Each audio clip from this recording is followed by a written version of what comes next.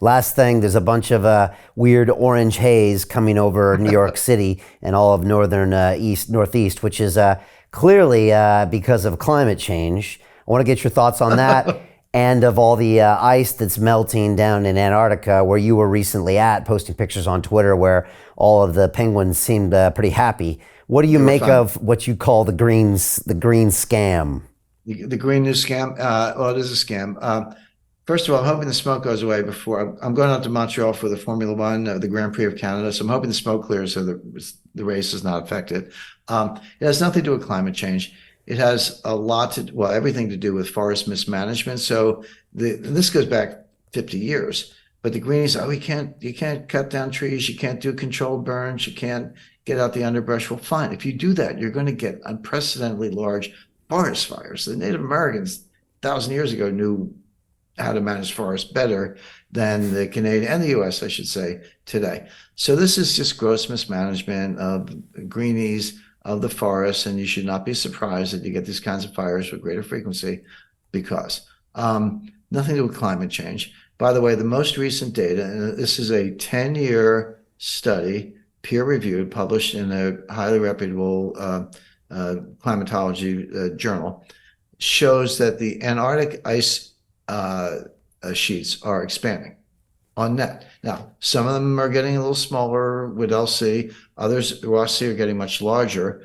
But yeah, some are shrinking, some are expanding. That's always true. But on net, there's more ice in Antarctica. I just returned from an expedition there. The whales are fine. The penguins are fine. Lots of ice, very cool glaciers calving off, all perfectly normal. Don't get me started on the UN models. I could spend an hour. We don't have an hour, but the simplest way to assess the UN models, they don't even back test. I mean, how are they supposed to forecast anything? No, take the model as it exists today, go back 10 years where we have the data. We're not guessing. We have the data from 10 years ago. Plug it into the model, and it produces a different result from what actually happened.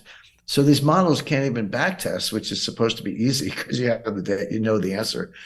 How are they supposed to forecast? So again, I could go on, but it's all a joke. Well, it's not a joke, unfortunately, because there is no climate change. There is no. Oh, sorry, let me take that back.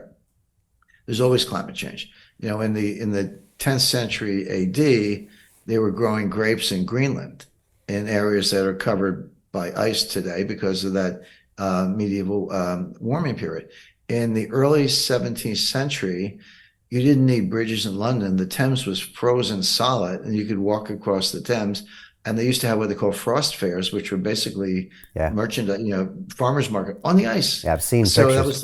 That was the little ice age. So the point being, climate changes all the time, but it doesn't change quickly. And what is it caused by? It's caused by solar cycles, volcanoes, ocean currents, subduction of higher salinity water under colder, low salinity water. There are factors behind it, but they're big factors. You can't control them. It's not carbon dioxide, which is like a trace gas. I just blew out some carbon dioxide. I don't feel poisoned. And by the way, carbon dioxide, for those who don't know, is plant food. The plants absorb carbon dioxide. We might need a little more of it to keep all the crops in the world from failing. So it's a scam, but it's about transferring wealth from north to south. It's about the Trojan horse for global control, global money, global governance, and neo-fascism. Yeah, it all feeds in, and then it's amplified by the media, just like so many things out there. Correct. Jim, I could talk to you for another hour straight, but we'll save it for another episode for sure. Just want to say that I highly recommend everyone go to londonreal.tv/Jim, where he's just recorded a video that's talking about this upcoming geopolitical shockwave that you're calling the most significant development in international finance since 1971. There's limited time until that's going to happen. There's actually a fixed date, but also, as usual, Jim shows how anyone can position themselves to profit from this. This is very important. I highly recommend everybody go watch that. Jim, all I got to say is when I grow up, I want to be you. You live the coolest life. You're hanging out with the coolest people, doing the coolest things from Grand Prix to Antarctica. And I saw you doing those treks in Antarctica. I mean, that would make some 40-year-old men timid. And you're out there skiing and all this stuff. You're at the Grand Prix in Montreal. Again, it's just a huge honor to talk to you every single time, Jim. You're always on point. You've got analysis on so many broad topics, and yet you bring it all together. And you always seem to have this uncanny way of seeing what's going to happen in the future. Now calling the fall of the Republic, and I'm going to have to meditate on that. So Jim, thank you so much. Let's get you in studio whenever we can, but also let's get you back soon, probably around the time of what's happening with the BRICS, and maybe you can give us an update. Thanks, Brian. All right, there we go. Follow this man on Twitter, and we'll see you next time on London Real. Take care.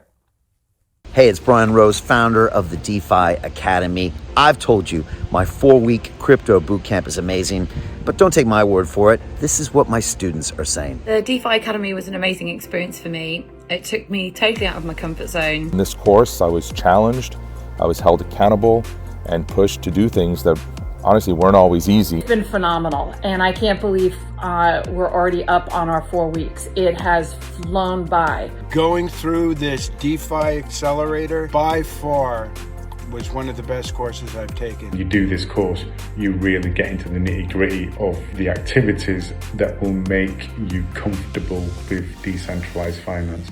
Thank you so much to Brian and everyone at London Real and the DeFi Academy for even putting together an amazing course like this. Anybody else that wants to do it, please sign up.